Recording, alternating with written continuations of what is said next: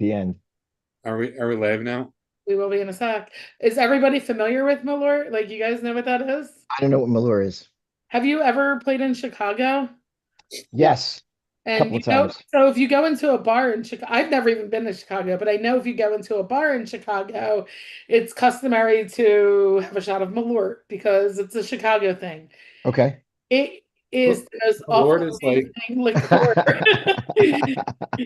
the Lord is Not good. like having old natty or having like a Bush Lights is what it Gotcha. is. Gotcha. But it's but we are It's very like a fine. wormwood thing, I think. Ugh. But Wormwood. the best way to describe the taste that I've heard is like piss and gasoline. No, I like Wow. it. I mean, I don't like piss and gasoline Okay. personally. Okay. I mean, I've heard it described that many ways, but Punk Rock Saves Lives goes around and they got me hooked on Malort because they sponsor them and we've shared Malort.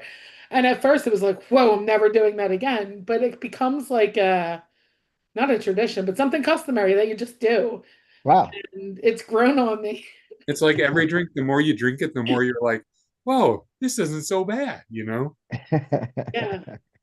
I actually Nice. thought about it tonight when I was buying my non-alcoholic beer because there's a liquor store right next door. And I was like, man, I could go for a shot of Malort. But Yeah. yeah, I did though. I Nah, heard it's called No Lord. no Lord. Where did you hear this and where do you find it? I it might be urban legend, but Van Ash told me about it, Chris. Oh, okay. nice. So Yeah, I have to keep drinking through January. Sorry. So, No, it's okay. I have never ever done this before in my life. yeah, my January needs to be my January needs to be moist or Yeah. at least uh you know, yeah. I need, let's you're be our inside a cheer. lot. It's cold outside and not to drink. I think I'd have to fight somebody on a daily, but good luck, guys. Well, I've got Fingers crossed. fist fights No, I today. think I'm gonna go grab a beer now. I think you've convinced me Yeah, of the I'm just madness. yeah, I'm saying no, hey, no disrespect to those who are doing dry January. Good, best of luck to you guys. I'm keeping my January saturated, very, Technically, very Eric saturated. started December 8th and he's made it a full month. So if he wants to Oh, go have, well done. Yeah. he can go There you have. go. Well done. Well done. I always was a bad influence, Eric. Thanks. Yeah. So anyway, let's get started. I just want to introduce to the people who haven't seen us before. This is Ska Talk with Skagazine.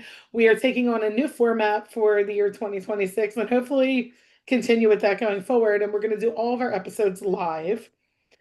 And I'm not going to edit them when I put them on Apple or Spotify unless somebody asks me to cut something out because it slipped.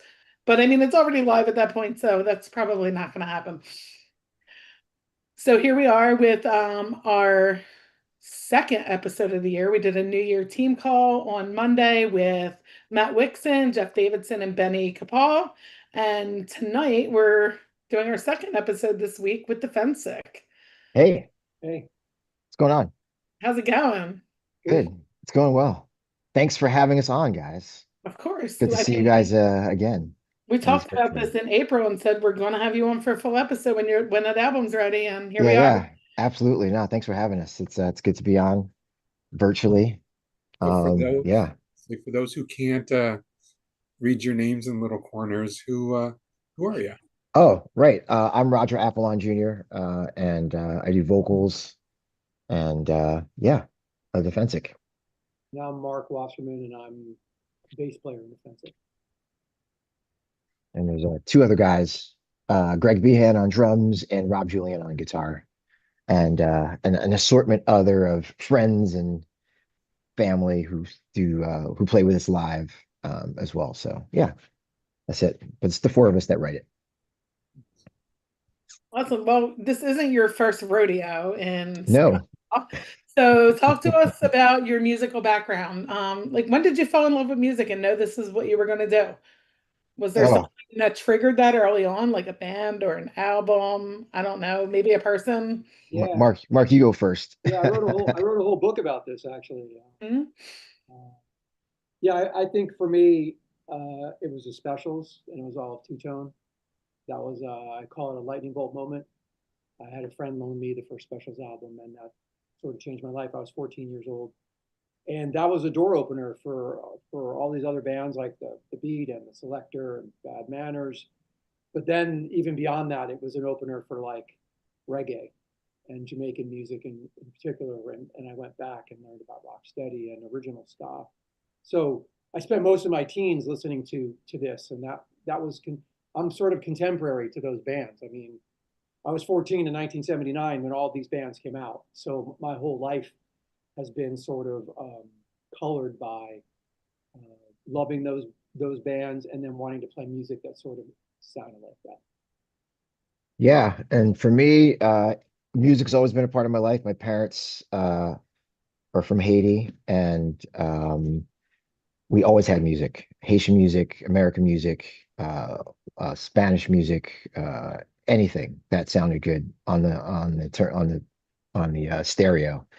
My dad had a turntable, and that was central, especially cleaning on Saturdays. So music was part of my life. I played, and my mom forced me to take piano lessons as a kid, which I didn't like initially, but and it came in really handy when it came to writing music. And for me, the same thing. I was in college and I was home from break. I was at Rutgers. That's where Mark and I met, and we started a while back with Bigger Thomas. But and I was going through the $5 bin at like a Corvettes or something like that, and I saw the first the first Specials album. I didn't know who it was. I just saw these, back then seeing a black and white guys in a band was unusual, and they looked cool. So it was $5. I just bought it just on the cover.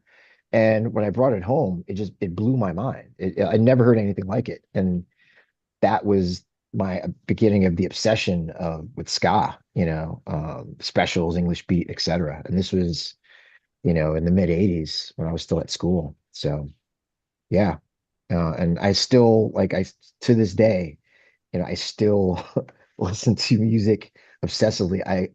I consume music like obsessively, all kinds of music. My Spotify playlist is crazy. So but yeah, music is a true love for us. That's the first thing. That's really what bonds us together is the music. That same album is probably one of the the first ska album I owned was Gangster Fun, and All right, the second one was that John Bunkley. Yeah. I my buddy this was back when you could take your records and record them on the tape and be like, here. So Mm. my buddy recorded that one for me. And then the next time I saw him, he was like, you like that? Try this one. And it was that's so Wow. Are you from Detroit originally, Eric?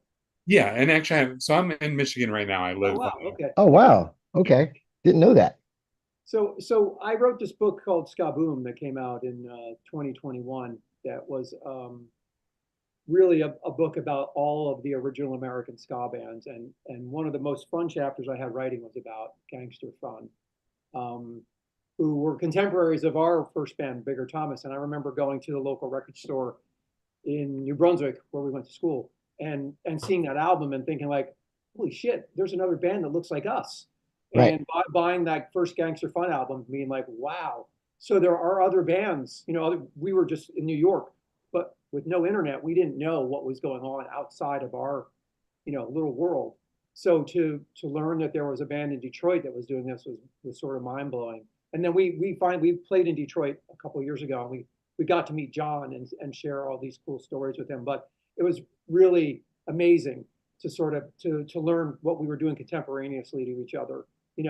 It's kind of crazy how that happens sometimes. It just things popped up in different parts of the country, all because of the Specials. And that's pretty much the premise of my book. But they really, for old heads like me and Roger, and maybe you, Eric, the Specials really were the lightning that set the fire, of all these people starting bands all over the country here in the U.S.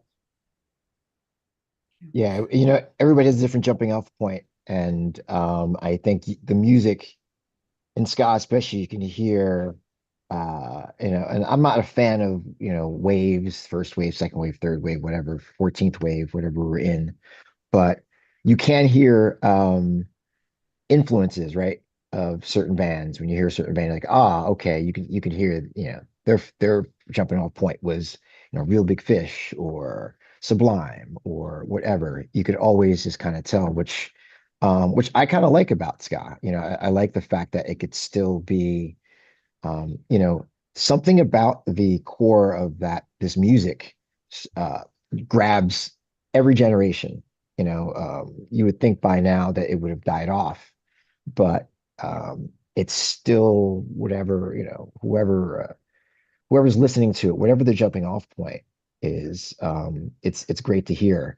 What I, want to see a little bit more of going forward in 2026, a lot of more bands is this going forward, but also like going back too. I think um, going, whenever I got into a band, I think the first, band, the ska band I got to was, I guess, the Special, then the English Beat.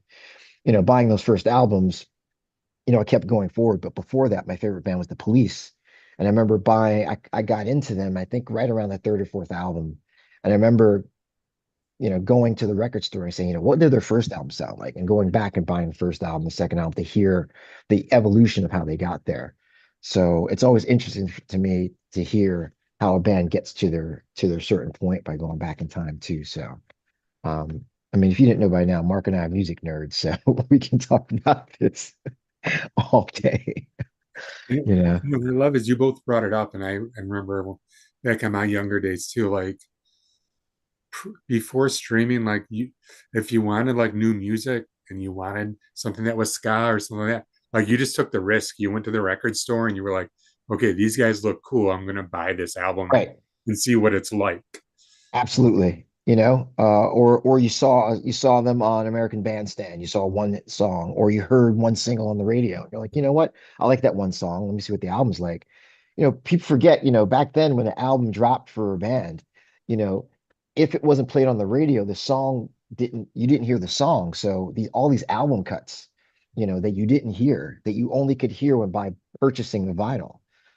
There's something special about that, you know what I mean? And then going to the concert, you can know the true fans by the ones who knew the lyrics to the deep cuts, right? Yep. If you knew the words to the hit, man, you're just here for the hit. But if you knew side B, track 7, whatever that song was, and you're singing every lyric, you're like, oh wow, these Yeah, guys, they're true fans. my friends and I prided ourselves on learning albums from and back to front before we would go see the band because of what Roger just said. Like we Yeah, wanted to know every song that was being performed. So it was a real commitment to buy that record and then spend the time listening to it over and over again, putting yeah, it on tape, listening to it on your Sony Walkman or whatever, Yep. living with it everywhere. yeah. And this is kind of how, I mean, I don't know if you guys, we've never done this before, so we're just gonna roll with it. But ties back into how we wrote the record too for Black Box. Like, you know, when we wrote the record and when we put it together, we imagined a world where people bought an album and listened to the album sequenced from first song to the end.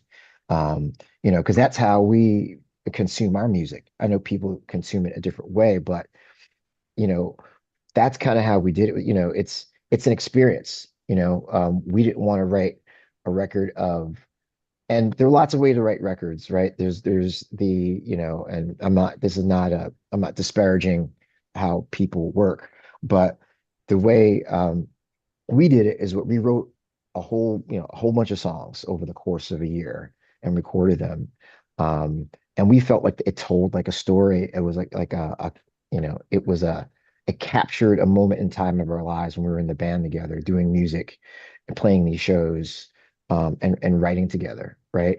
And the idea of Black Box, right? You know, I was inspired by a book, but when I brought it to the band, Mark immediately thought of a flight recorder from an airplane, right? A black box. That's what's left over when the plane crashes, right? And a flight recorder is basically, all the moments on the plane up until the moment of disaster, right? So we thought that was very timely with the times that we're in. Sometimes we do feel like we are recording this. This might be a capsule. This might be a black box of civilization because who knows what's going to happen over the next. I mean, without getting too far into politics, but things are wild right now. Yeah. So, black box has lots of meanings, but to original point, it's, there are lots of different sounds on the record, there are lots of different styles on the record, because that's what, I just bought a turntable. My kids got me a turntable for Christmas, which is amazing. And now I'm going back, and you know what I do with the records now? I put the record on. What do? You put the needle on, and you let the record play. Mhm. You play to the end, and then you flip it over, and then you play it again. And I'm listening to records that listened to a whole bunch of times on CD or whatever on streaming. I'm listening on record now, sequenced, and I have to flip the record over, and I'm getting a different feeling about these records. These records feel different now because I'm listening to them in the way that the artist wanted me to listen to. And it's all at once, right? I'm not just hitting the tracks and skipping because it's so easy in Spotify. Again, I'm a Spotify and streaming addict, so I'm not disparaging that. But, you know, there's one thing to write music that's meant to be streamed, and, that's fine. But we wanted to write music that meant to be experienced, somehow experienced. And also in the world of ska, I feel like we don't take enough time to write diverse songs, not just about like, diverse subjects, but diverse musically. I'm looking for, I feel like, you know, we want to find the angles and the niches of the music that haven't been explored before. You know, um, Ska is a rich flower bed of amazing. I mean, ska is, especially now, when you say ska in 2026, you know, it can Yeah, mean a lot of different things, which is for good sure. and bad, right? But for us, uh, we want to use our platform to say, hey, ska is great, but what about ska and metal? What about ska and funk or jazz? What about ska and this or that? Or what about us, still rooted in ska, but bringing in these other elements, Yeah, I think one of the things I know personally, I felt like we're peripherally on the larger American ska scene, but we play a lot of shows, and what is defined as ska now is completely different than what we grew up with, what ska was defined by. When we were the age of most of the audience that for shows we play, I think that it was very traditional. It sounded like this. It had to be Scotalites. It had to be two tone and the specials, and then you had some bands like Gangster Fun and others who started to experiment and bring in all these other sounds. And the Mighty Mighty Boss Tones sort of broke the doors down by mixing all these other things. But I've basically learned that like there, thanks to the younger generation, I sort of feel like there's no rules anymore. And I Mm. think I felt very bound by rules up to a certain point. And now, one of the things we talked about as a band is that there's no more rules. And I That's it. feel like feel a lot freer to explore our musicianship by not being bound by it has to sound like this or it has to sound like that. And I thank all these younger bands when I go see these shows now. To be honest, to my ears, it sounds more like punk, but that's cool. And that to me means that there's an acceptance now that there's this much broader spectrum of what ska music is, and I think that's a good thing. Yeah. Ska's always been about inclusion, in my opinion. It's always been about it being in an environment that's been very inclusive. But I also know that I've been involved in ska during a time in the past where it hasn't been as inclusive. It's been kind of like a little club, right? And every niche has their clubs, right? Their little cliques or whatever, which is, fine. It's just part of the deal. But generally, I think ska is very inclusive, and that's for me. That's what I love about the younger generation of the band. Very inclusive of especially gender, um, um, you know, views, all kinds of views. Like that for me is the future of ska. I feel is the bigger the tent, the better it is for everybody. Because I do feel like ska is a safe or should be a safe place for people to come to and express their true selves and be supported no matter what they do. Um, and for me, or for us, that really transcends to the music. For us, it always comes back to the music. And for me, you can't uh, have a diverse audience without having diverse sounds in your music to attract those diverse audiences. So that's what we're trying to do. We're really trying to diversify the sound musically, so we can. I feel like, again, ska is so rich, and you know. It gets, it gets challenging sometimes, and I get it. Sometimes bands get very inspired by each other, and a lot of the bands can tend to sound alike, which is, you can get that in rock and roll, you get that in disco, you get that in hip hop, right? You get bands or hip hop band acts that sound alike or sound like the current sound and understood. But I feel like 2026, my personal motto, I don't do New Year's resolutions, but I do themes for the year. And my theme for the year is roll the dice. I feel like in my personal life, I'm gonna take a lot more chances. And, instead of playing it safe, instead of always going left, going right. And I think musically, it's the same. There's no better time than now. There's no better opportunity than now to take chances with the music. And we're just going to go for it. So that's really kind of it. So we've been talking a lot. Do you guys have like Oh, some right. questions Yeah. for us? No, you guys are good. That's the whole point of having you come on. So Okay. Okay. You're already Yeah. answering questions that we had on the outline, Oh, so it makes our job easy, actually. it does. so yeah. We're just, again, I'm just going to go with it. So, um, 12 songs, our recording. So it's the four of us, me, Mark, Greg, Rob. We write the songs. We meet, we used to meet like once a week or once every other week. Now we meet about once a month, and we rent out a we rent out a rehearsal studio, and it's a full-on. I might have a piece of a song. Greg might have a piece of a song.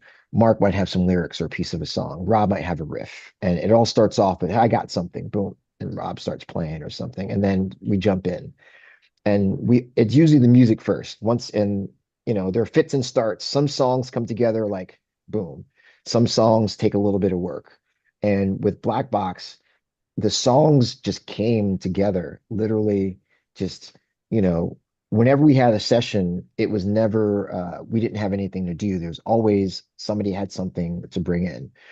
And the way we do the credits is we split the credits equally. So the four of us, we split, we split the writing, the songwriting, and the lyrics equally. Because that way there's no competition, and there's no, I want my lyrics to get in, or I want my song to get in. All that's deaded. We all are now focused on trying to write the best lyrics that serve the song, write the best music that makes the song great. It's not about my idea, because we all get the same credit for the writing. Um, And I think and that actually makes everybody feel freer. If you're not, you know, we've never been in a band that's about ego, but and we know plenty of bands where it's one person's lyrics or one person's music, and that can be great if that person's brilliant, but it can also make the other musicians feel like they're not their contributions are not valued. And I think when you are all on equal footing, then everyone's engaged, and you come up with much better quality because you're pushing each other. And yeah, if it's not about personal glory, it's about the art of the song. How do you make the song most important above everything? And I think that's been what was so freeing for me, was that we trusted each other. We can come into a place into this space, and no idea is overlooked, and because anything can lead anywhere. And I think if you've listened to our album, it's pretty diverse, more diverse probably than I would have expected it would have been when we started this process. And So did yeah. you I'm take very the- proud of that. Very, very proud of that. Did you take the same approach to Don't Test Me, or was this a whole new approach for this album? Whole new. Don't Test Me was just a proof of concept, really. We weren't, I mean, the Phensic was not, is just, we just got sick and tired of, of, you wait for to hear a sound, and you just don't hear the sound. I was waiting for a sound. The Skints, remember the Skints? You know the Skints? Yeah. Oh, Awesome band. Yep. Awesome band. First two albums, awesome. They were onto it. And then I haven't heard anything from them in a bit. And I hope they come out with something out soon, but they were on to something and then it came and then they kind of fizzled. Like I didn't see a lot from them. And I was waiting for the next thing and it never showed up. And so that's what started it. So, I put some songs together, put in a chat and sent them to Mark and it got banned. And we're like, let's sort it out. Then everybody had some ideas and that's how it started. So the first album was completely just like, let's just see what the hell happens. Like we didn't even know if this was really going to work And or I think it's important for context for you guys to know, like before this, we were in I guess for lack of a better description, a cover band. We were in a band called Rude Boy George, which we did for 10 years, which I like to lovingly say was a reinterpretation, ska and reggae reinterpretation of new wave, 80s new wave. And that was a blast. yeah, that was a lot of The fun. most fun I've ever had. Learned a But lot from that. we didn't write original music for 10 years. We reinterpreted existing songs. And that's a whole nother skill set you have to develop. But I felt like we had done that for so long that I wanted to know whether we could still write original music. And so to Roger's point, the first record was really, can we still do this? Or I'm not playing somebody else's bass lines, I'm playing my own bass lines. And Roger's not singing someone else's melody, he's singing his own melody. And I think we were pleasantly surprised by Don't Test Me that we were able to write original music again. I was a little worried, but Roger wasn't. Yeah. And I think that his confidence made me more confident that we could go back to playing original music. But for me, it was really like learning to ride a bike again. Yeah. And for me, the whole Rude Boy George time, I was, I was listening. So my listening went from, I always enjoy listening to music, but I went from listening to music to enjoy it to listening to music like, well, what song can we cover? I was like listening to all these songs. What song can we cover would be a good Rude Boy George cover? But then after Rude Boy George blew up, I realized like I still had the gene of trying to find songs I could cover. And then I was like, wait, why am I thinking about songs I can cover? Why don't I just start writing original music based on songs that I like? And that's what kind of started it. And once I came, and then for me, it's like, and I don't know how people write in different ways. My writing style is it's got to be an everyday thing. Like I have in my phone all these voicemails. If I'm driving and I get a bass line, I write from the bass line up. If I get a bass line that's really catchy, I even in the car, I'll just pull up my voice memo and just sing it and just save it as a song idea. And I've got like hundreds of songs ideas. Because I've been doing this for like I did it for like 10 years. I didn't realize it, but 10 years later, I had all these voice memos. And then I'm like, shit, well, let me just start with the most recent one. And it was one of the early songs. I don't know what song it was, but I just hit it back. I was like, holy shit. And from that, so I had a whole bunch of songs. And then from that, once I realized that Mark and Rob and Greg could all write too. Well, I always knew Mark could write. And I knew Rob and Greg could write, but I didn't know if we were, what the mood was. But once everybody started getting on the writing tip, that then it's like no pressure because now everybody's writing, so it's not on incumbent to one person to bring the idea. But again, the first album was really just an experiment to see if it would work. Would people like it? Like maybe people would think it would suck. The first early shows, I literally had a panic attack before we played auto shows, one of the early shows, because I didn't realize at the time that the songs that I was writing were really honest on my end, and also the songs that the lyrics that Mark was bringing in, other people bringing in, these were like really personal lyrics. So I started to get all nervous, like this wasn't Bigger Thomas where I was just singing about political stuff. This is all internal, kind of vulnerable stuff. So I had literally had a panic attack before like Otto's, which is like a tiny room, but you know that showed like to me how committed and how important the songs were to us. But writing is an everyday thing, and I still do it. So getting the now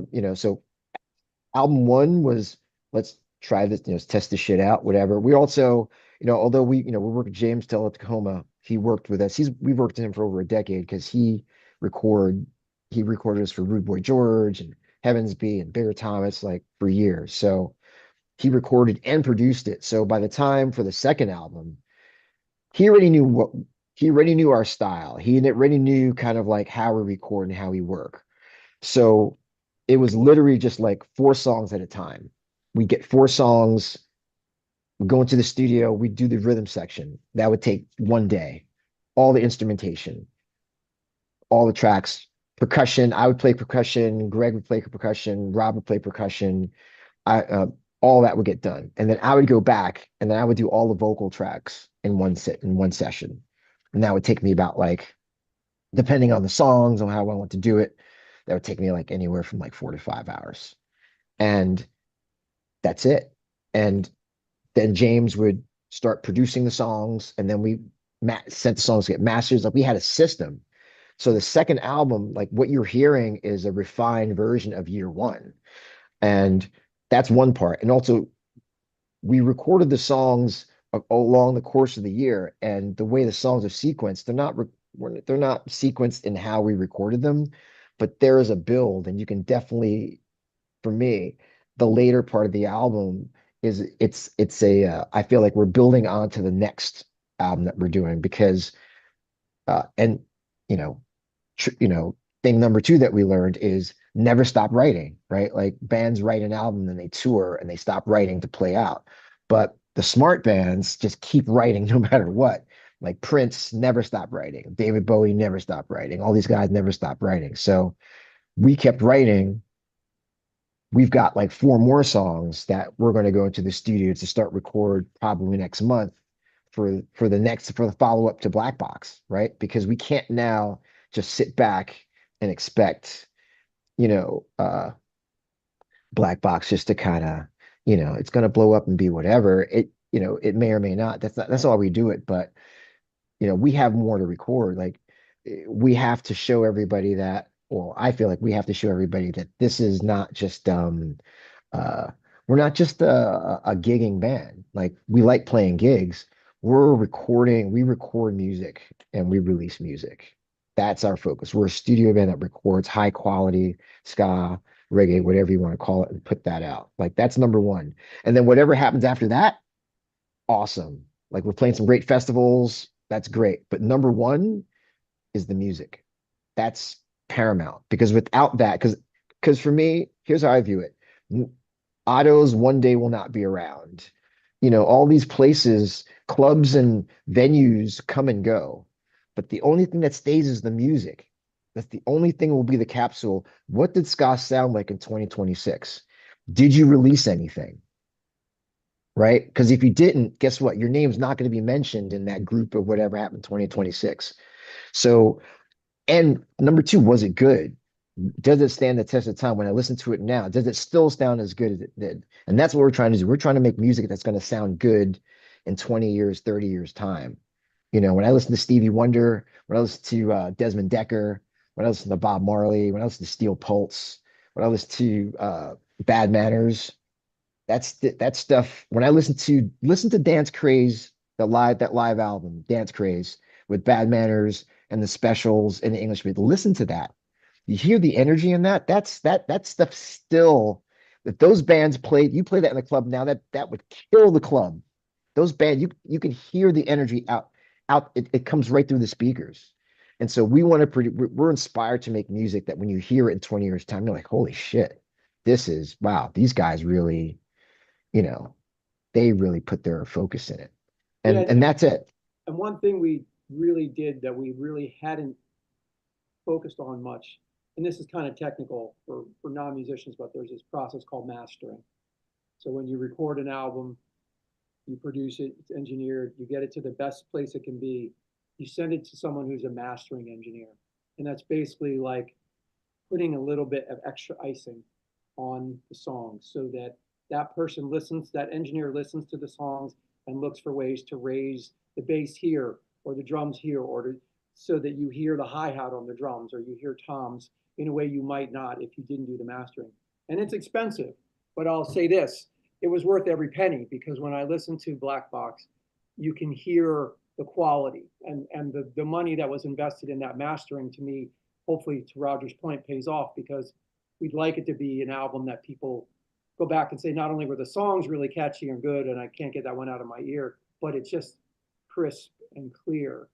And finally, I think, there were times when albums we did back in bigger times where we didn't master anything. We were more like punk rock at the time, and it wasn't important. But I think, as you get older, you want to have a legacy. Even if we're not going to be a touring band, we're not going to go out on the road 200 nights a year. But to his point, and I agree, it's at the end of the day, when we're no longer here, hopefully somebody will listen to that record and go, oh, these sound really, really good. So it's that also, that growing up part of like understanding the whole recording process and what's important and how to do it right. Yeah. So half of it's the music, right? Which is the big part. The other half is the lyrics. And for me, the lyrics they always have to be a vehicle for something, whatever. There has to be, and again, I don't want to, I hope people are not taking it as they have to do this, they have to be that. They don't have to do whatever. You can write Bart 27 times and sing it to the mic and it could sell them in. Like, do your thing. But how I was inspired when I hear the specials, again, it's the first band I listened to. And so they were just the blueprint. When I hear the specials, you know, um, I hear clever, but I hear social commentary. I hear like, wow, like I get a preview of what's going on in the UK at that time. I have no idea. The slang that they're using, I'm getting an insight. I'm getting a commentary of their lives, right? And I feel that like that should always be in a thread of music. And I think for 2026, I'm a big fan of the artist Thundercat. I don't know if you know Thundercat, but I saw him do an interview and he said, somebody told him as soon as you can start playing music, you know, you could fake it in a lot of different places, but you can't fake it in the like you got to be honest in the music, in the lyrics. Like you have to be honest. And if you're not honest in your lyrics, then it's just gonna show. And I feel like being honest and being vulnerable in your lyrics. And also, taking a good view of what's going on around you and making like what do you see, what's happening, what are you trying to tell the world. For me, black boxes, again, I read a book by Henry Louis Gates, just how um you know the black box is a space where people of color can be boxed into, right? So the white majority will say, right, black people are this, and they stay in that box. And then within that box, there are black people who say, well, black people do this. And if you step outside of that, you're not black. And there's a concept of getting your black card revoked if you do certain things. And although there are certain things I feel like you should get your black card revoked, but that's a whole nother story. But you know what I'm saying? But but the book talks about how black people basically have had to write their own history, right? They've had to create themselves from thin air through literature, right? Because they were basically property, and everything around them was saying they were property and they were nothing. They knew inherently, my ancestors knew they were more than that, and that resilience led to them actually picking up a pen, learning how to read, to write against all odds, and writing themselves into their own history, right? Um, but the point is, much of my life, I felt that people always try to keep me in my black box, right? When people see me, there's a certain expectation of how they see black people, and I don't fit that, and it rubs people the wrong way. And some people wish I could go back and stay in that box, because it's much safer that way, because they know how to, there's nowhere stepping out. But when you step outside of that box and you do something that's unexpected, it turns everything upside down.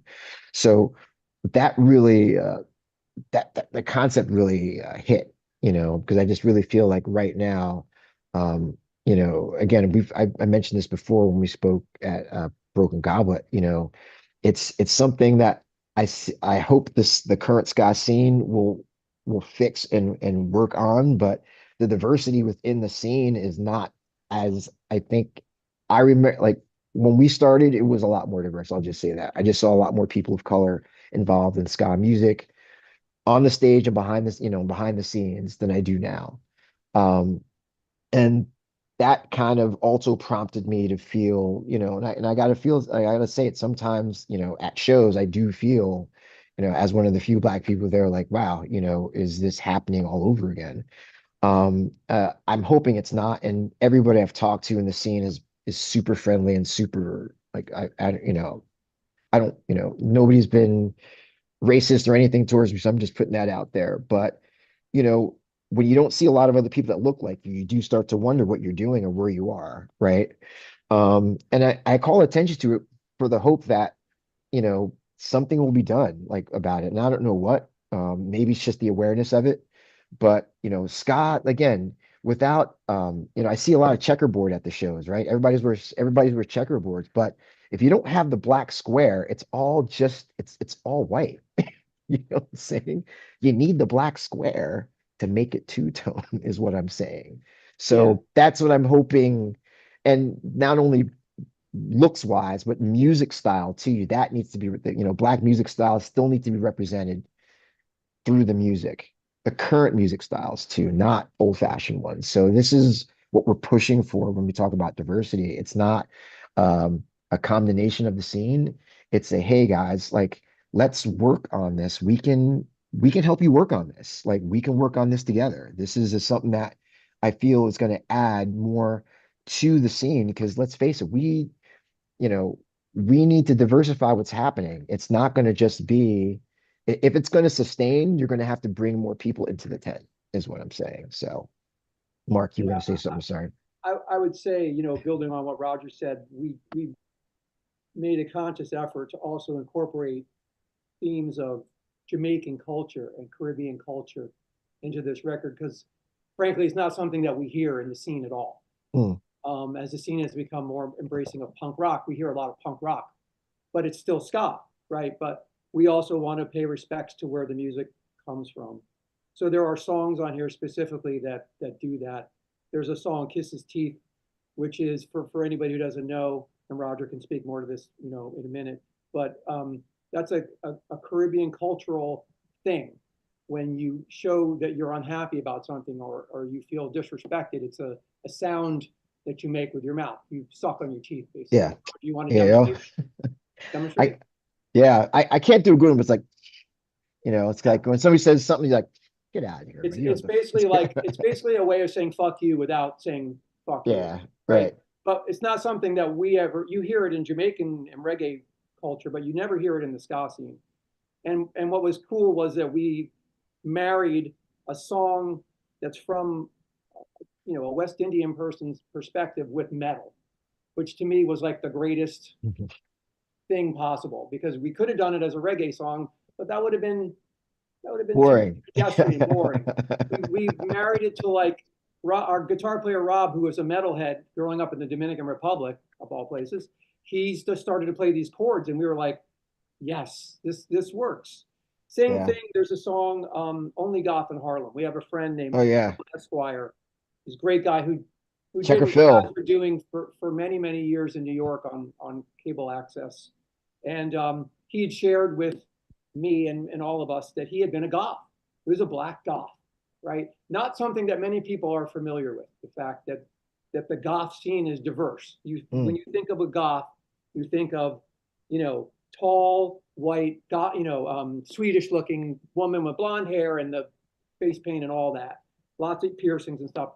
The fact is, there are many goths of color, and mm. it made sense to us again to take this idea of what people assume, again, to Roger's point, and flip it on its head. And what I like about that song is that I'm not a black goth, but I am an outsider in many ways. And that song is for anybody who feels like an outsider. You can replace Only Goth in Harlem with anything.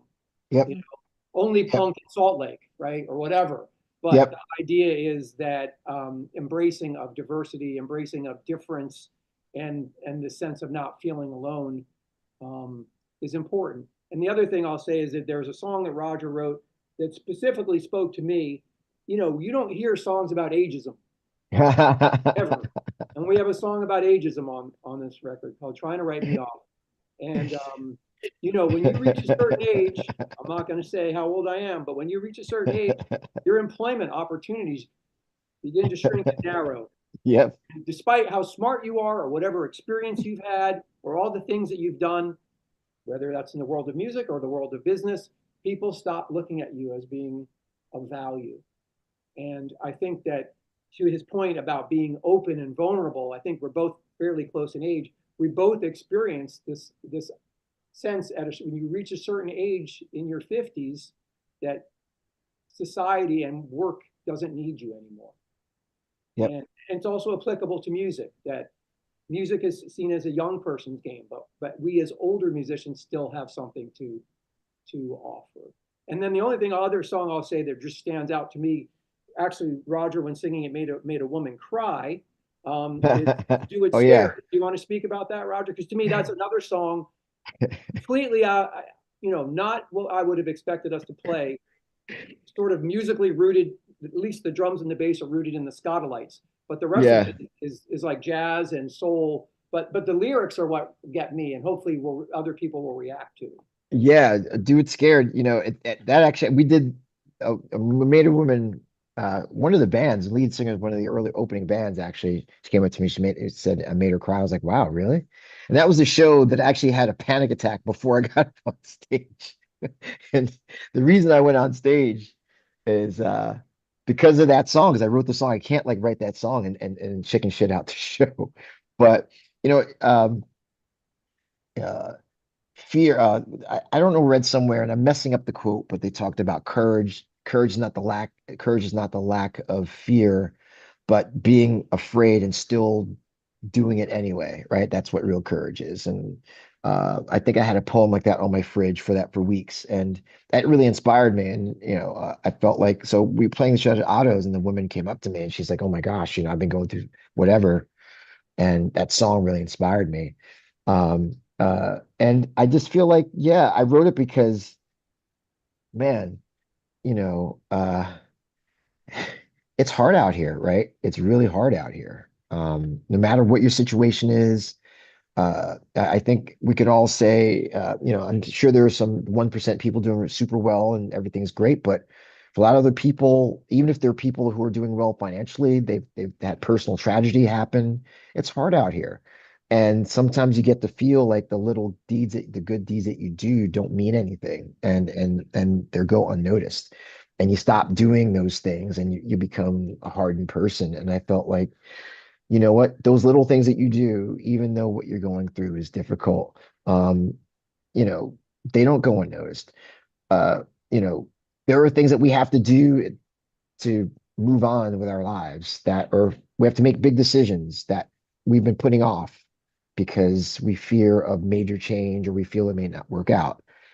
And we all have these things, but we have to face these things. You have to, like I just feel like in order to, I'm really big into self-actualization, right? Like if you want to be your true self, you've got to really take on these things. So that's what inspired Do It Scared. And the music really was my homage to the Skylights. It's just I felt like, people, the Skylights are the suit base, and there's so many ways you can go with them. And I felt like jazz, no, and or people a different kind of jazz. Anyway, it just married to the song. I wanted to go back to Trying to Write Me Off because literally that's ageism. I never like I did not see ageism coming for me, believe it or not. Like I thought like I was gonna live forever. I thought it was gonna be the exception.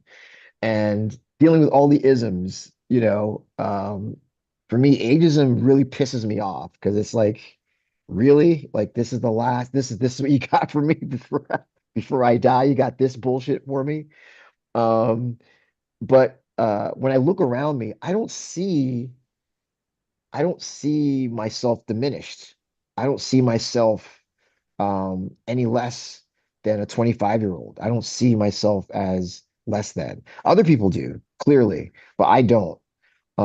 And um, you know, when people ignore you or pass you over, they were one of I was taking it as people weren't seeing what I was doing, but then I realized that really it's another chance for them to discover me. So that's why I have the line like each time you pass me over, I'm born again, because people forget, people's memories are so short. Um, you know, people forget Mark and I have been doing music for close to 40 years. But yet when we go to ska shows, there are people who walk right by us, don't know, like we're like brand and again, we're not famous people. I'm not expecting people to recognize me from the street. But my point is, we've been doing music longer than a lot of these people have been alive, and people still walk us by. And you know, at first it gets you really upset, but then it's just like, wow, when they do see you, it's like a revelation. You know what I mean? Like they will eventually see you. They will. Like that's my point. Like if you do whatever you're doing, they will see you. And when they do, it's like a revelation. And they will forget you again. And then guess what? When they see you, it'll be like another revelation. So you're like born literally every time you see them. And people think, well, you know, they look at me, they walk around, they think like I need help and whatever. It's like, look, I'm good. You know, people think like it's over. Like this is just the beginning of this is just the beginning. Like this project's only 2 years old. So like we're only at the front end. We're only on this is the second full length album that we've dropped. Like this is early stages. So I just feel like uh age and other you know, elderly people in other cultures are probably a bit more revered than they are in the States, but that still doesn't deter me from uh letting these young motherfuckers know that I'm out here. You know what I'm saying? Like, you know, like I'm out here just like you, putting out this music just like you know, what do you have? And I just feel as vibrant as I was in my 20s. And maybe it's the resilience, maybe it's just I don't know. But yeah, so those so that's really it. And another song I wanted to talk about, if we're still talking about lyrics, is it true? Because that's I gotta admit that's a song of, you know, I don't know if you have this in your life, guys, but fake friends, like you know, when you get to a certain age, right? Fake friends or frenemies, right? Why do we tolerate these people in our lives? Like, you know what I'm saying? It just gets under my skin. But Is It True is all about that, you know? It's literally my lyrics like, what's the deal? Just tell me how you feel. Stop pretending. You know, last to give out praise, first first to haze. It's unrelenting. Like it just goes on. Like, you know what I'm saying? It's just like, but you know, you don't want to hang out. You say I'm a pest. You can't stand me, but yet you're calling me and you're stalking me on social media.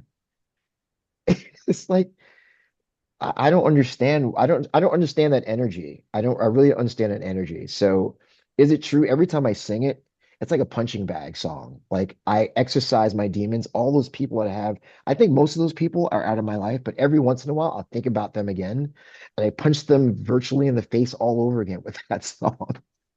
You know, fake friends drain energy. And like if you have those people in your life, just get rid of them.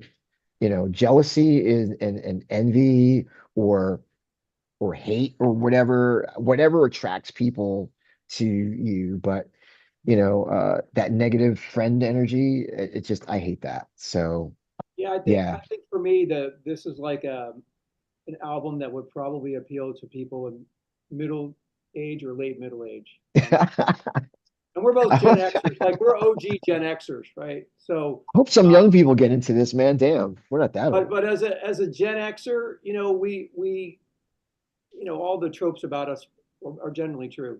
But I would say That's that fair.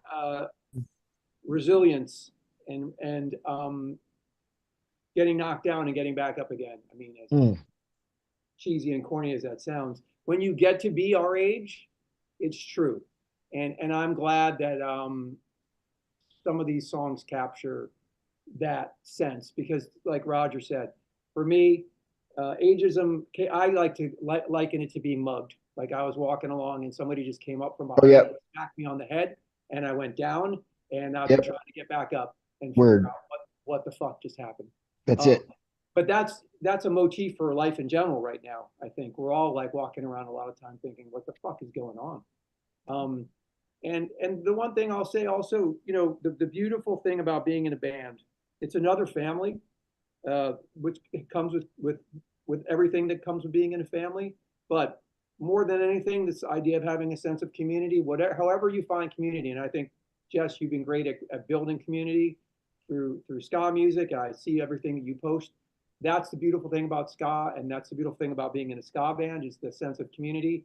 You know, I know when I go to rehearsal with these guys, I'm with my friends, Mm. right? At the end of the day, when you go to a ska show, you're with your friends.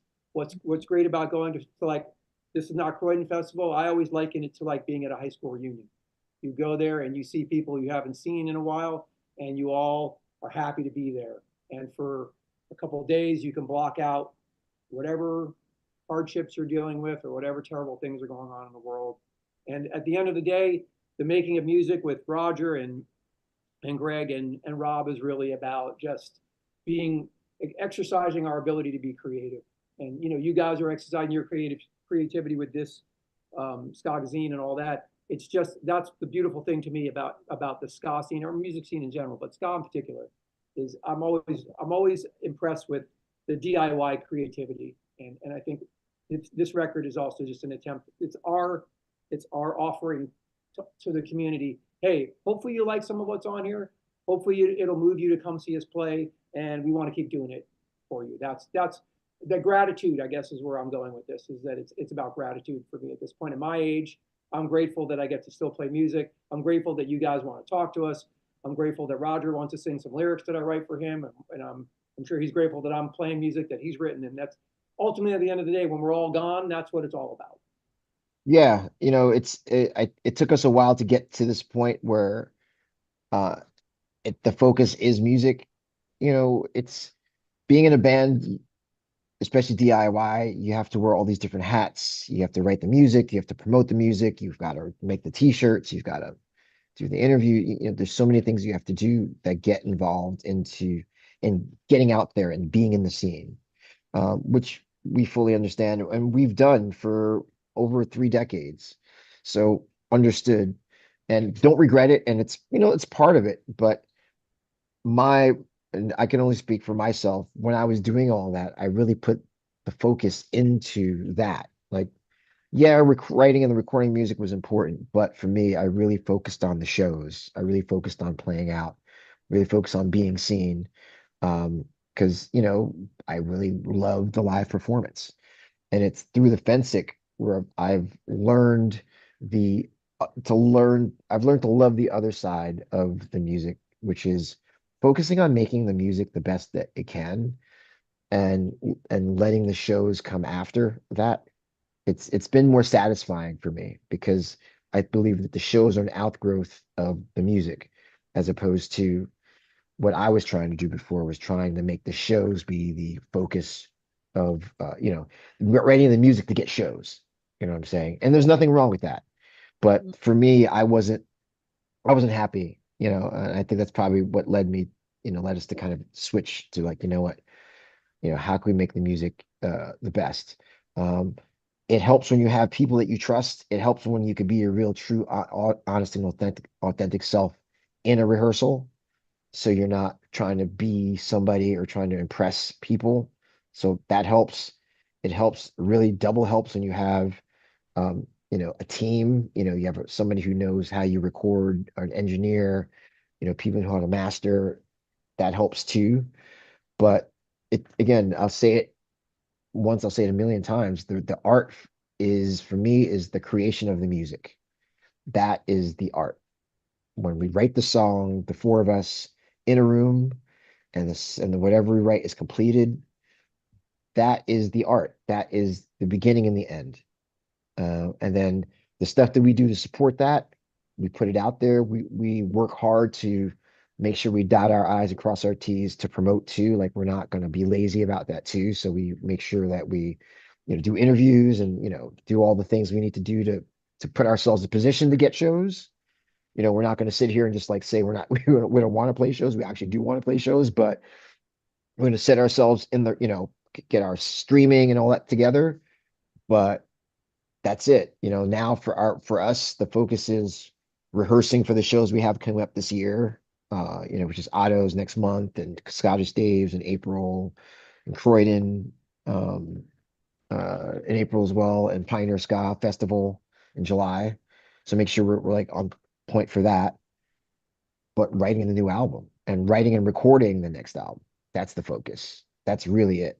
And we're not, and hopefully more shows will come. But again, we love the process, and we love the writing, and we feel like that's kind of like our wheelhouse. Like, the Phensic going forward is like, we're gonna write lots of, God willing, write lots of really good music, and you'll be able to catch us, here and there to support that, because again, that's really what's kind of awakened in us over the past few months, is that love, uh, for me or for us, that love for the music, that love for really just getting there and not, spending 2 hours on a song to figure out a bridge that works. It's in the it sounds crazy why you'd spend so much time to work on something that's so minor, but I'm hoping that you'll hear that when you hear the album, you know. And this album, so when it came out, I've listened to it a few times, like, like, oh, going to work and coming home from work, kind of while I'm driving around. And then yesterday and today, I really sat down and was able to listen to it. And I was like, well, these songs, there is so much going on in these songs. I'm like, I feel unprepared to talk to them. This isn't just a light album. This is an album you have to like listen to and digest and really listen to it. So it's an amazing album. I was very surprised to hear that it was that you guys kind of co-wrote and that everyone wrote this together. As much as if you listen to it, the songs flow so well together. Like my initial like thought process was like, I wonder when whoever it was wrote these songs and what was going on in their life, and to find out that it was a combination of people, just, I said, maybe speaks to you guys as a group of people together, that you're that cohesive. That Yeah. Um, Writing brings us together, I guess. I mean, and it's a shared experience. Again, Mark and I pretty much do a lot of the lyrics. Um, um, but we all contribute music, and Mark and I have known each other for you know over 3 decades. So a lot of the themes, a lot of the ideas, when he brings me lyrics, I kind of know how he feels about the situation. So it's easy to, tailor them to, how I project. And yeah, I used to love, again, I'm referencing the records, my new turntable. Now I forgot, like when you put the ta turntable on, I look at the album, I read all the liner notes, I look at all the details on the album, where it was recorded, who had the credit, who did the writer thank, I wanted to thank so and, all these things. And I feel like we want to be able to do that with the music. We want to put all these things in there that you will be able to, like, I guess they call them Easter eggs, that, you know, they're layered. We want you to go back and be like, oh, what did he say? Or wait, what, maybe that's the whole, that's why we work so hard. We want you to digest them. We spent time to, lyrics, uh being a short kid my whole life, lyrics have saved me. Lyrics I've learned how to use them as weapons. Lyrics have gotten me far, words have got me far, but lyrics are everything. And they could, lyrics can tear down a nation, they could start a revolution. They're powerful things paired with music. So we really take the time to do it. And plus, Mark and I are both English nerds too. So, we like wordplay, um, and structure, and all that stuff. But yeah, any lyrics, or do you have any questions that you want to ask about, Eric? That we were actually, so you answered. I'm bringing it up. You actually answered a few of my questions here. sorry. What got me, no, which is good, was so Kiss's Teeth. I'm like, I could get the premise of them. Like, what is that Yeah, though? yeah. You Yeah. got to explain that to me. I think our guitar player Rob did a video when we put just a couple days ago. He recorded a video talking about Kiss's Teeth, and I think he did an amazing job of explaining it. You know, aside from the cultural part of it being West Indian in nature, I hadn't even thought about this, but the narrator of the song, it's magical realism, which is this thing where you can make something happen that is unexpected. And so in this song, the narrator, whoever that person is, whoever Roger is, and that character he's playing in this song, is able to use that sucking sound to, at the end of the song, cut someone's soul, basically to change things. He can use that to change his circumstance. He can let people, he can, in some ways, not kill somebody. It's almost like comic book. It's a comic book character that can use this Kiss's Teeth sound to make unusual, insane things happen. And I thought that was an amazing interpretation of it. I hadn't even thought about that, but it's true. So, and I think it appeals to Rob because he's read a lot of Latin American literature where magical realism is a big deal. And I love that. I love that, as Roger said, we had different interpretations of what Black Box meant. He had a totally different interpretation of what Kiss's Teeth meant. And that's why I think, to your point, Eric, we're a cohesive unit because we bring all of those we're a diverse group of people to begin with, but we bring that diversity of books we've read, music we've listened to, our own thinking and our own experiences, and combine it in a way that's different and unusual because we're such different people. So our drummer is a good 20 years younger than me, and he, Greg being played in Hub City Stompers for 10 years, brings then me, Roger, or Rob brings a whole nother perspective. He's really tapped into probably more of the current ska scene than we are, and is a music nerd and can play every instrument. He's as good a guitar and bass player and piano player as he is a drummer. So to me, he's like our secret sauce. And while he might not write lyrics, his musical vocabulary is astounding. It's unbelievable. Just so you know, all the organ and piano parts that you hear on the record are him, and he doesn't prepare. So we'll record we'll record the rhythm tracks. He'll play the drums for the 4 songs, and then he'll be like, all right. And then he'll go to each song and he'll just cue it up, and he'll just get out there and just start playing. And it's usually the 1 or 2 takes. He'll just put something down, and all those organ things that you hear and piano things are him just 1 take. So he is I think he's a low-key music genius because and it's not, and there's no pressure. It's not like he's sweating when he does it. He's very laid back and just kills it because it's just kind of in him. So, and Rob went to music school, Rob's, Rob went to Berkeley. So we have a Berkeley, grad guitar player. So that also helps. Yeah, because theory, honestly, music theory is underrated. And I think, having solid music background or people in the band who actually have that with us, they keep us grounded. So yeah, because I had to up my game. I mean, I was a punk rock bass player, and when we started the Phensic, I quickly realized I had to study. I had to spend time with my instrument in a way that I had never done before, and I'm so grateful.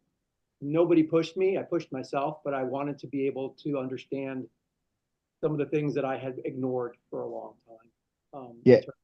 Musical theory, and that's made me a better musician, and that's why I think this record is more reflective of that, of the care that I put into, learning my instrument, understanding my instrument, not being afraid of it, but actually, embracing it. And I think hopefully that shows, in my playing, I think has gotten better because my fellow musicians sort of laid it on the line, and I was like, okay, I'm going to raise my game too. So that's important stuff too. Yeah, we'd like to be our preferred configuration is like anywhere from 6 to 9 people because we like to have a big band, keys and backing singers and all that. But it's really just the 4 of us, and some shows we have to do with 4 of us, and a couple. I think the auto show we might have to just be 4 of us, and Um, I see, and over the break, this winter break, and even before that, maybe it's probably starting in the fall, I've been on YouTube watching a lot of these old school rock bands like Zeppelin and The Who and the Stones, these 4 or 5 piece bands that have to carry 2 hours of music in front of thousands of people. And uh, obviously they do it really well. And what makes it happen is you have to have four dynamic personalities. They don't have to be the same personality. They just have to be dynamic in their own way. They have to be confident enough to carry. And I feel like what we have with the four of us is four people who are confident enough in what they do to to to do the music, and that's for me, if you can do it four people, we've played shows with four people, like, bass, drums, guitar, vocal. I mean, that's really what it boils down to. For us, we don't really, um, uh, yeah, we prefer to have all that stuff, but you know, it's a very basic setup and it's very lean, and I feel like I like it because it shows like we have to really just lean into our collective instruments to produce a big sound, and I think we do a good job of doing that. So, yeah, I'm excited about the shows coming up, and We'll be at two of them, so we'll see you at Croydon and Pioneer, I believe. oh yeah, yeah. Great. Um, but at the end of the day, it's really just been the music is going to keep us driving forward. So, We would love to, if you don't mind, in case people haven't heard anything off the new album. Are you good if we play a song real quick? oh, We'd love to play Black Box, absolutely, yeah, yeah. which was it was interesting to me to hear you guys talk a little bit about Black Box, because when I went to listen to the album, my Uh-huh. initial thought process with Black Box was what you had brought up about like the airplane black box. The Mm, I think 9/11 made us all realize there was a black box in one of those planes. You know what I right. mean? And then I'm listening to the album, like, you know what, with these songs, it kind of makes sense from like song concept. And then, 3/4 of the way through the album, Black Box's song comes on, and I'm like, oh, I was way off on my interpretation here. This is a totally I love it. different It's working. yes. Can That's the we whole idea. And this is what you just experienced is exactly what we want people to experience. We want you to get all the angles, and that's what keeps it fresh and interesting. So that's good. Jesse, you want to play?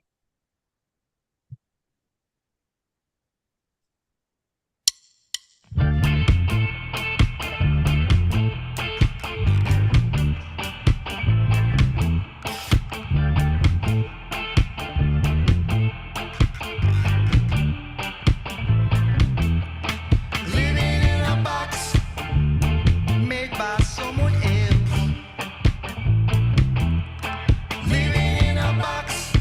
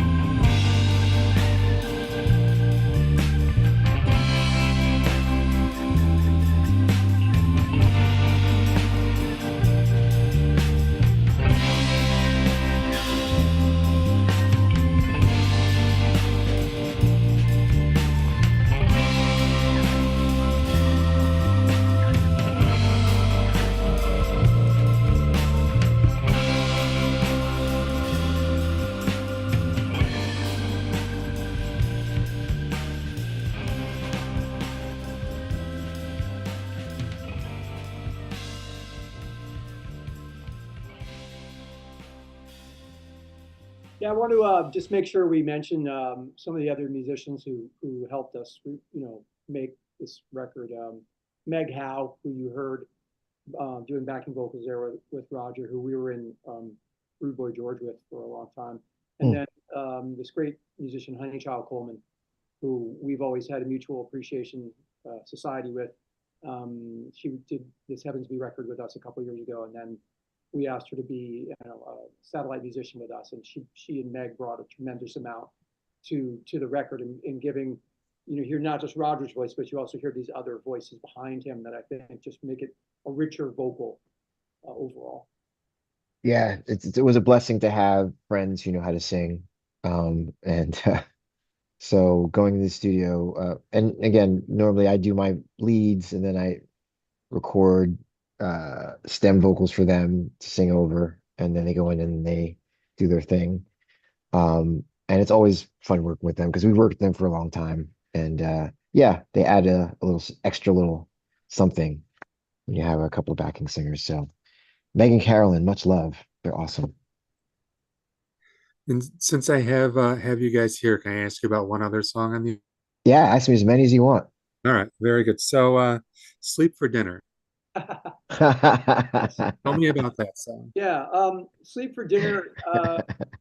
So I have he's now in his first year of college, but I basically raised a teenager over the last couple of years who was a very athletic kid and would was eating us out of house and home essentially.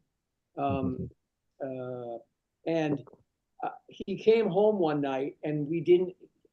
Was late and we didn't have dinner for him, and he got mad and he said, "Well, I guess I'm going to have sleep for dinner tonight," meaning he was going to go to sleep without having anything to eat. And I made a mental note. I was like, "What an interesting like word choice, sleep for dinner," and it just stuck in my head.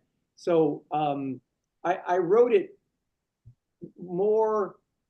It I wasn't. I can't even explain what those lyrics are about, to be honest with you. Other than it captured a moment.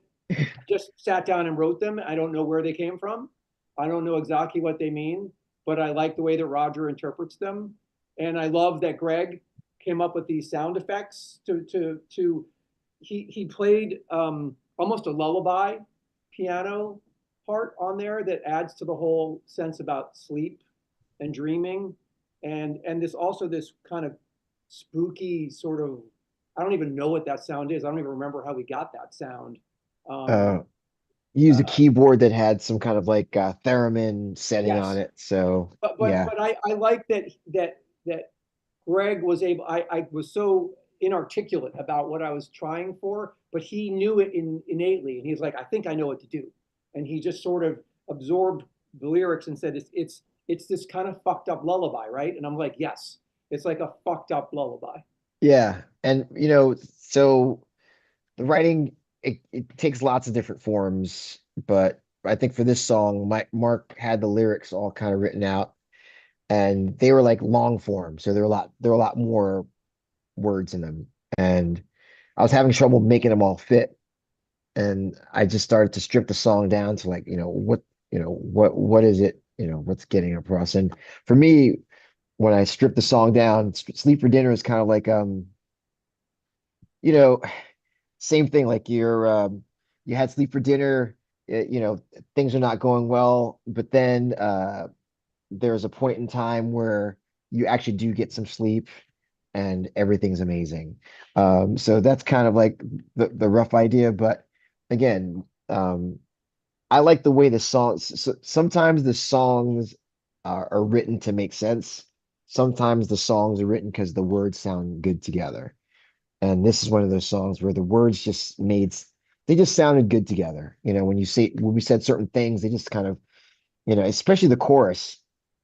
Chorus is just, I had sleep again last night, all my dreams taking flight.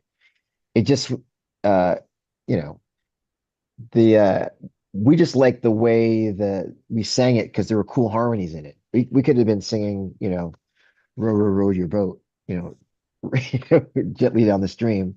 But it was just the words just sounded really good. So yeah.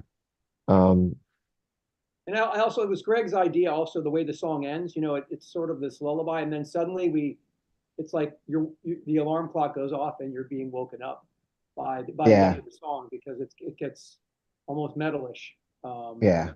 We play the refrain again, but in a different way than we did before. And again, I give Greg credit for that because he really he really took the idea I had lyrically and musically sort of brought it to life.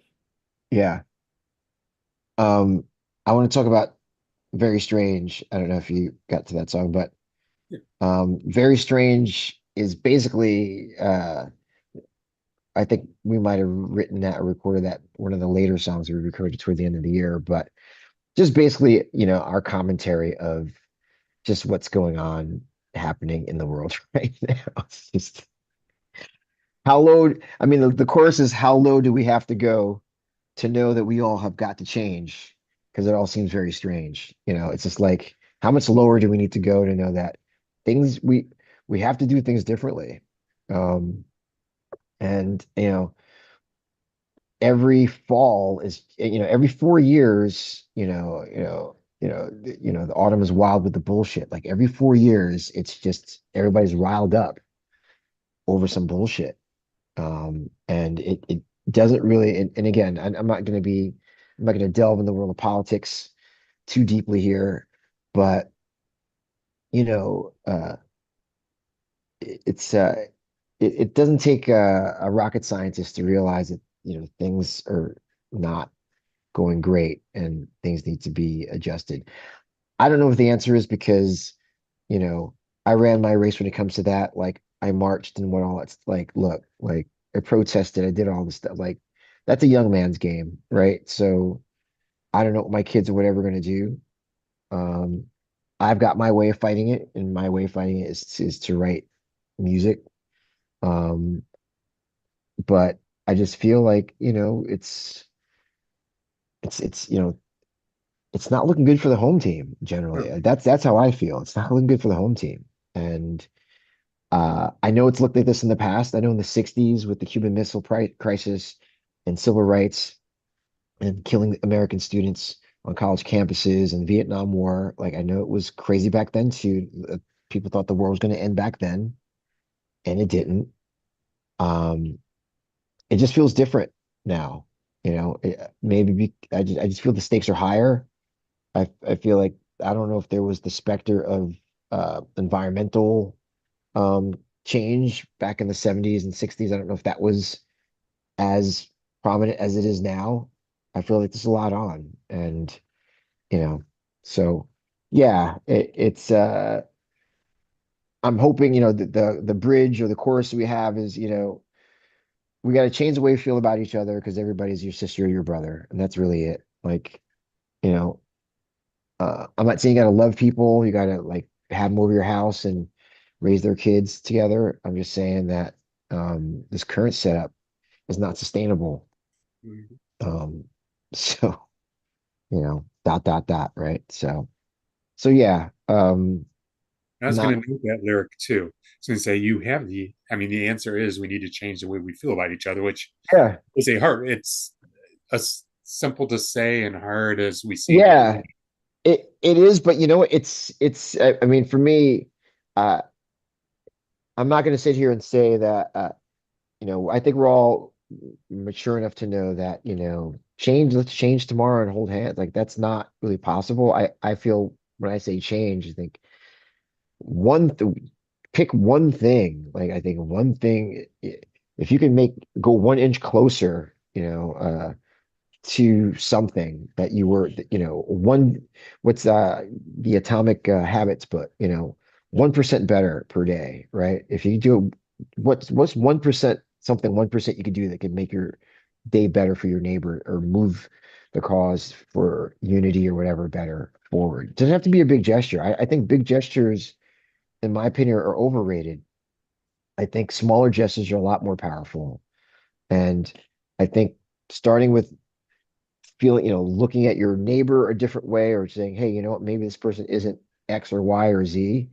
Maybe that's a start. I don't know, but it's not a top-down thing. This is not something that's going to come from the government that's going to force people to change. It's got to start from the person on the way out. So it's my appeal, what can I say?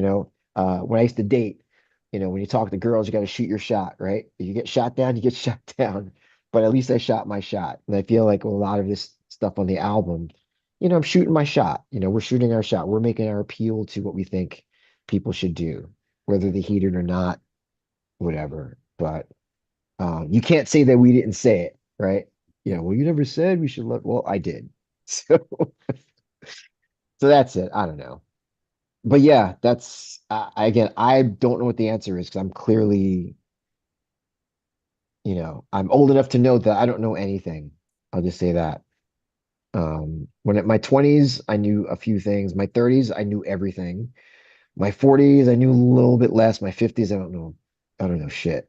And I'll know even less as I get older, which I prefer. I think the more I know I don't know, that's what's going to keep me writing, because things still don't make sense to me. So I'm trying my best to understand it the best I can, but that's what the music's for, to help me work this stuff out.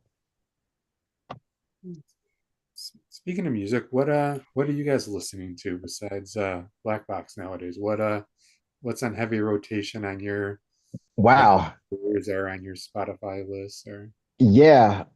Right now I'm in a real deep Thundercat, um, Anderson .Paak, um, vein of things. I'm listening to a lot of Robert Glasper, a lot of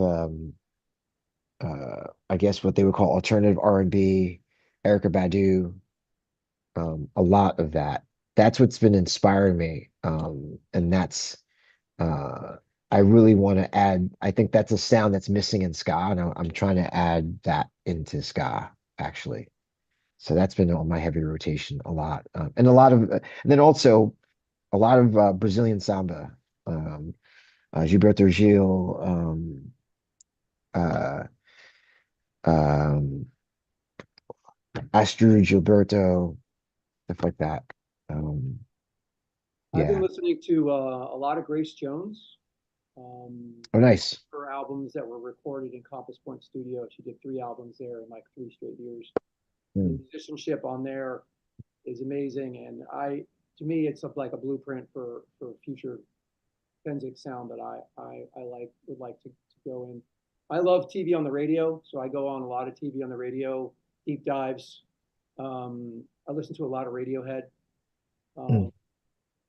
Um, I've been revisiting a lot of original punk that I grew up with, like Stranglers, the Buzzcocks, um, bands like that. When I lived in England for a little while, so I was exposed to a lot of that kind of stuff. Um, I try to listen to music that has bass lines that inspire me. Mm. So, or Same.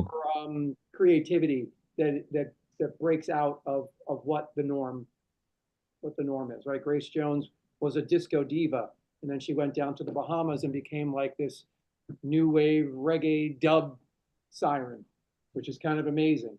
And TV on the radio, to me, it's just like a band I think everybody should give a chance to listen to because they really broke some boundaries musically. I think there's they don't use always traditional instruments. It could Mm. just be 2 synthesizers and a drum machine, but their lead singer is able to attain heights of soulfulness even without bass, drums, and guitar. And to me, that's brilliant. So I'm trying to listen to things that expand my musical consciousness in terms of how people do things differently. I also went Mm. through. I read a whole book about the making of Purple Rain by Prince, and so I went down a whole Prince um, Ooh, Prince.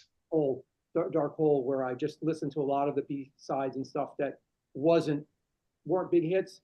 The guy has like 300,000 songs in a vault in Minneapolis, and Yep. so I've been trying to find those songs that his family are putting out little by little, just to hear musical genius. Like what how What it sounds like. about how he wrote songs, but then actually listening to the songs is a little different. And so I'm trying to just absorb Prince's genius. Yeah, I've been also I watch a lot of YouTube and I've been watching a lot of probably one of the greatest rock bands of all time, Van Halen of the 80s. Yep. Have you seen these videos? these live videos Yeah. are out of control. David Lee, like they were incredible. Like so so that again, I've been inspired. Van Halen is inspiring. Four guys, massive stage, millions of people cranking out the most noise, but it's not no, it's like it's and then Mark Anthony, the bass player, his backing harmonies are just these guys are these guys are like pros. They sounded perfect every night. It was crazy. So Van Halen live, if guys, anything in the 80s of Van Halen live, David Lee is the consummate, probably one of the greatest frontmen of a rock band. Seriously. Uh Props to that guy. Back in the day, nobody could touch Van Halen back in the 80s as far as like live music. And these guys would play 2 hours. Eddie Van Halen would do like a 20-minute guitar solo. I mean, it was just anyway. Yeah. So you talked about the festival scene, and I'm curious if there's any younger ska bands that you see coming out recently that you've really like connected with or feel their music. You know what I mean? Yep. Not Croydon Fest. They said that this year is going to be like the first year where they had like the most bands who are like up and coming and Mm. just playing Croydon Fest for the first time. Pioneer Valley Ska Fest is very similar. They're bringing in regional bands from all over the place into one spot so that they can reach a bigger scene. Yeah, yeah. Have you connected with any of these younger up and coming bands, or have you been checking any of them out? Yeah, Mhm. we did a show in Springfield where I guess we met Eric, who is sort of the genius behind the whole Pioneer Valley stuff. We did a show with this band called the Ghost Tones. Oh, I love them. I Those think tones are good. Rhode Island. They from Rhode Island? I Yeah, can't yeah. Those Um, tones are really good. remember. Massachusetts. So so They were really I didn't good. know what to expect when we played with them, and they kind of blew me away. They had this Yep. fantastic horn section, and their lead singer, forgive me, I don't. Brian. Yeah, Yeah. lead singer. I thought he was great. Like he has a persona on stage. He has like a Yep. character point of view that is entertaining. And I thought there was a lot of thought behind the Ghost Tones. Like they are Yep. smart musicians, and I was Good merch too. yeah, I Oh, love yeah. the logo, but I was so impressed. They were probably the band that really that stuck with me in terms of like, wow, these guys could be going somewhere. Like I'm really impressed with their musicianship and just nice people. Like Yeah, really, yeah. really Very nice. people. Brian's an awesome Yeah. guy. Yeah. And for us, for me, we've played a show with Scottish Days. I think Scottish Days, they opened up for us. The Doom Stompers. Have Yeah. you guy? They're my So favorite. yeah, yeah. They seem to be like the next it band right now. But they're cool people. Met those guys, hung out with them for a little bit, and yeah, I like the rock steady, good vibes, and just laid back grooves, and yeah, I'm liking their sound. But those probably the two bands that we probably like the most right now. Ghost Tones definitely didn't know didn't know what to expect with those guys, and they just completely won us over. So. What message would you give to these younger bands coming up? You've Right. been around for a Uh, while. yeah, don't stop. Keep writing. Keep writing. Whatever your writing routine is, keep writing. It's not something you turn on and off, the writing. So it's hard to write because the shows are coming hot and heavy and everything's happening. And we've been there, like, every other, it seems like every other weekend you got a show, whatever, but keep rehearsing, keep writing, because that's what's gonna give you the longevity. Every new band has their honeymoon period of getting a lot of shows, and then there comes that second phase of like, okay, do you have any product to put out? And then it comes that phase of like, okay, you're trying to go from opener to being more established, and you need songs to do that. So My advice would be keep experimenting. Don't feel you're locked into a lane. And mm, the other best advice I would give is be kind and love each other mm, because being in a band is sometimes hard. yep, And, um, you know, you have multiple personalities and, you know, different ways of dealing with stress and pressure, and be kind to one another, love one another. And remember, at the end of the day, oh, we'd be better off without this person, we'd be better off without that person. Actually, you're not. You got, if you have a chemistry with people, then you need to try and find a way to work that out. But yeah, if anything I've learned over being all these years of being a musician is that at the end of the day, it's try to be as much of a family as you possibly can. Yep. Great advice. Yeah. Super advice.